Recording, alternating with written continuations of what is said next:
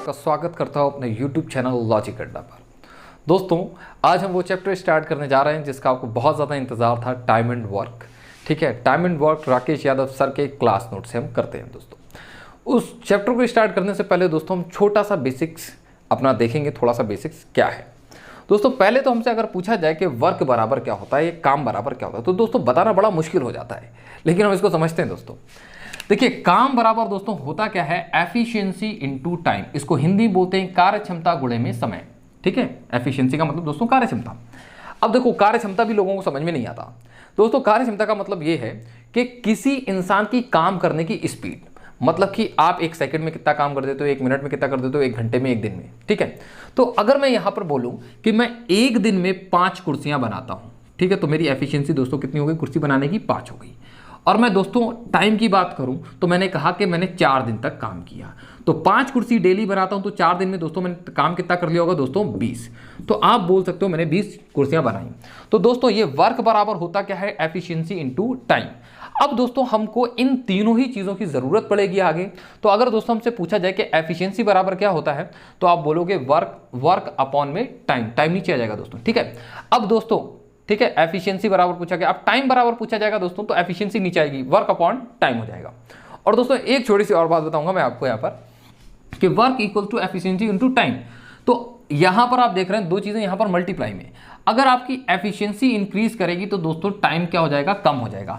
मतलब कि अगर आपकी कार्य क्षमता बढ़ रही है तो ऑटोमेटिकली दोस्तों टाइम कम लगेगा, और टाइम अगर दोस्तों ज्यादा लग रहा है तो आपकी क्या कार्य क्षमता कम होगी।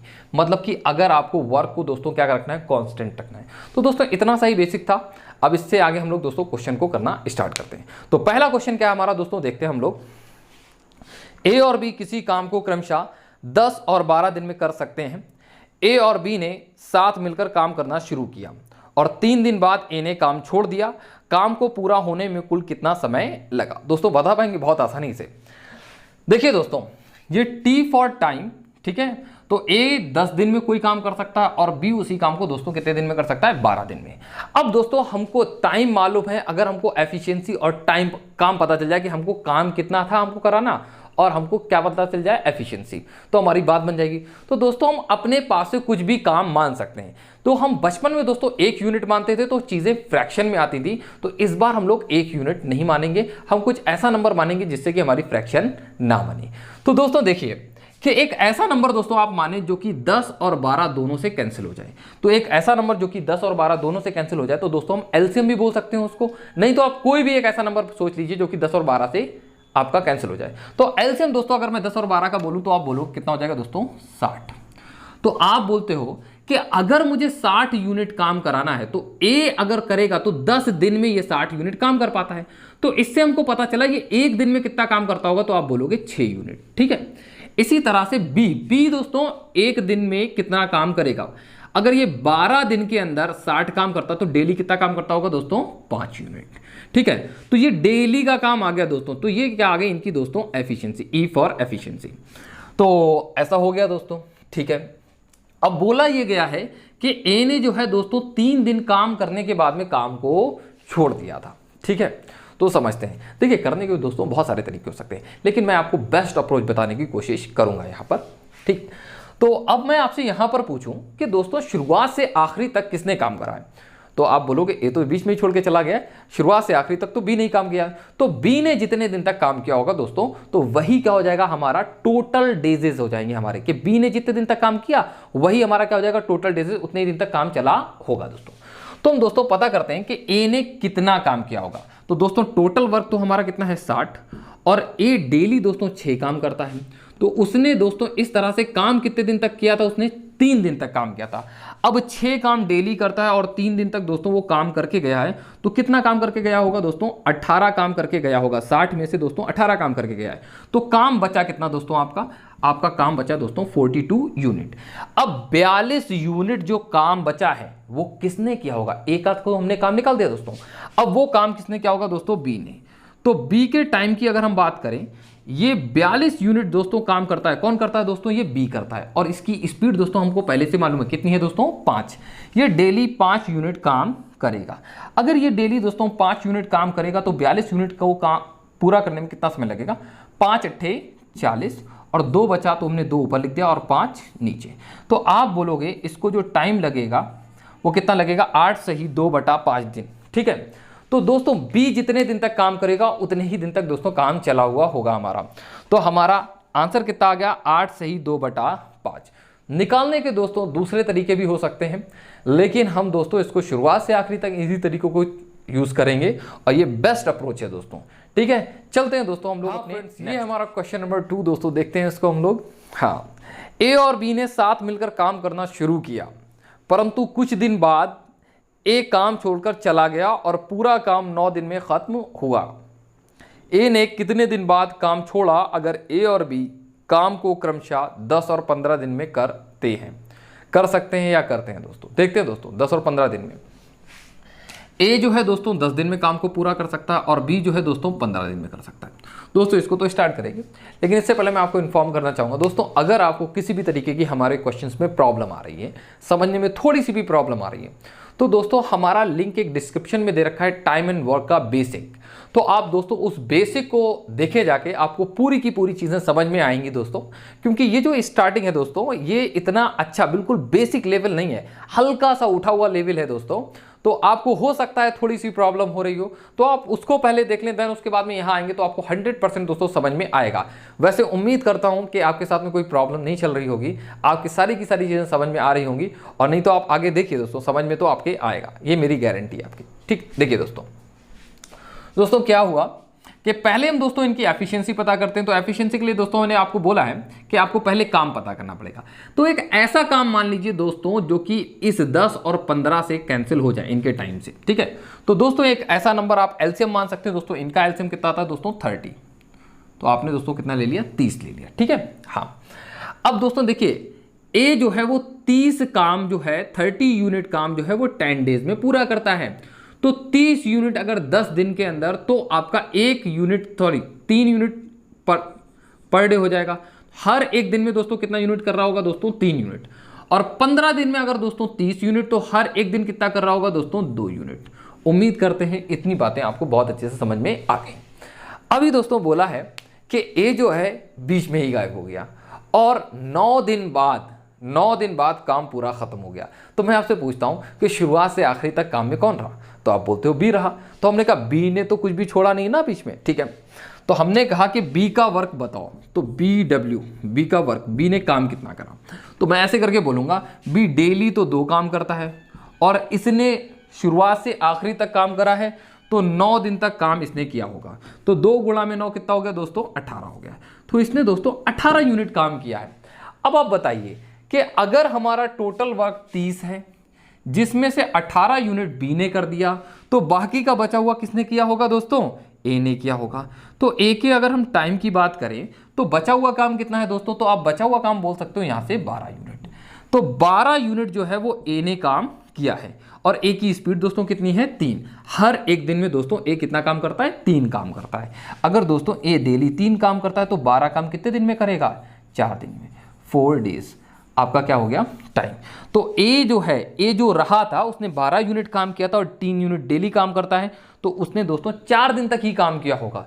4 दिन बाद दोस्तों छोड़ के चला गया होगा। उम्मीद करते हैं दोस्तों सही से समझ में आया होगा। चलते हैं हम दोस्तों अपने, हाँ दोस्तों ये है हमारा क्वेश्चन नंबर 3। क्वेश्चन नंबर 3 को देखेंगे दोस्तों हम लोग।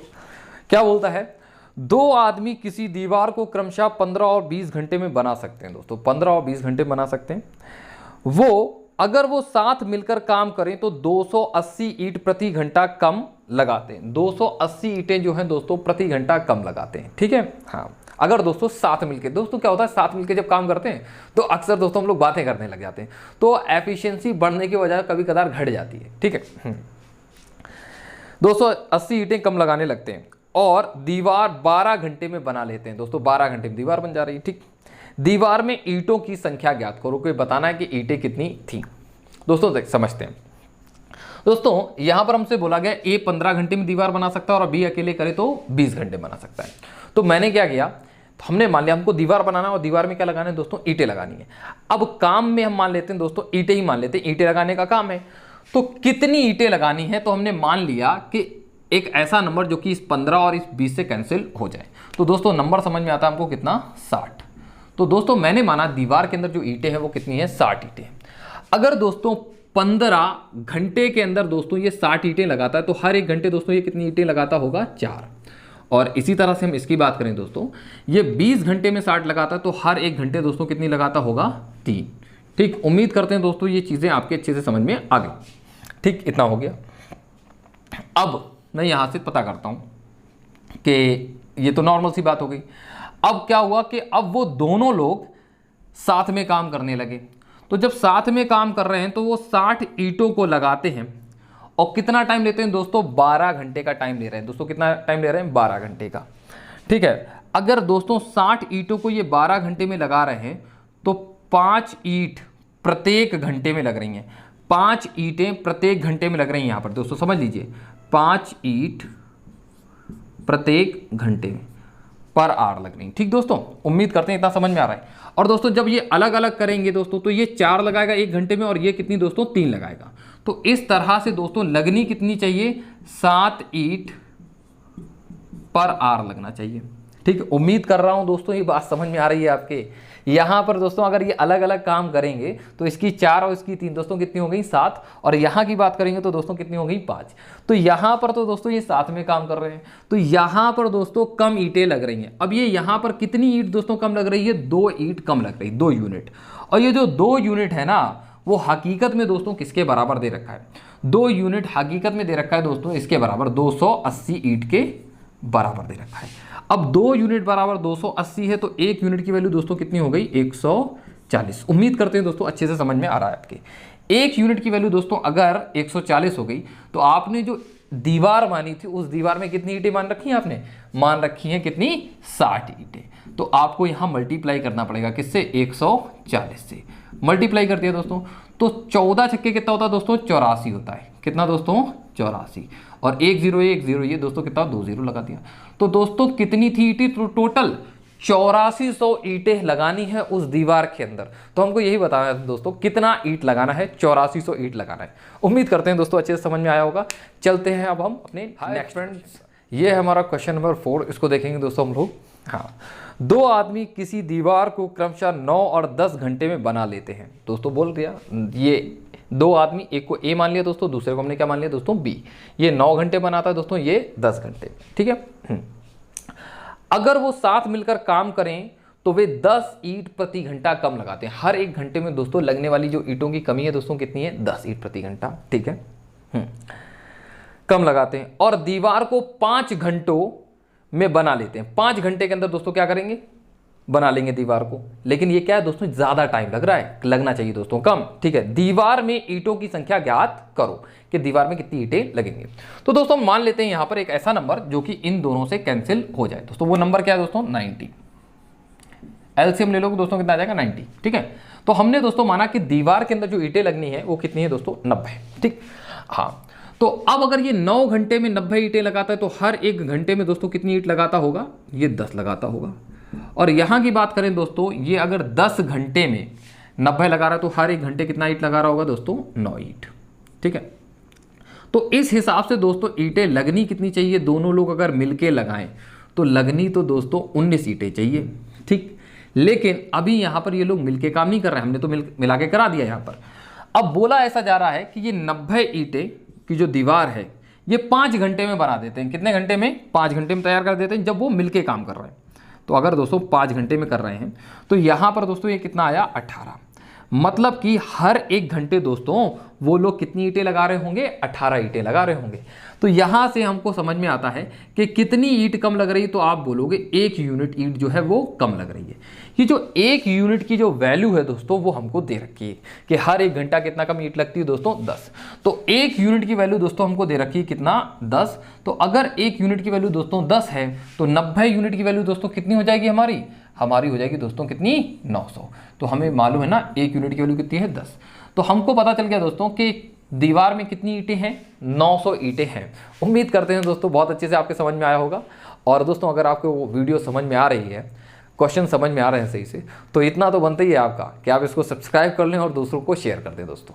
चलिए दोस्तों देखते हैं हम लोग। हाँ फ्रेंड्स, ये है हमारा क्वेश्चन नंबर 5। क्वेश्चन नंबर 5 को देखते हैं दोस्तों हम लोग।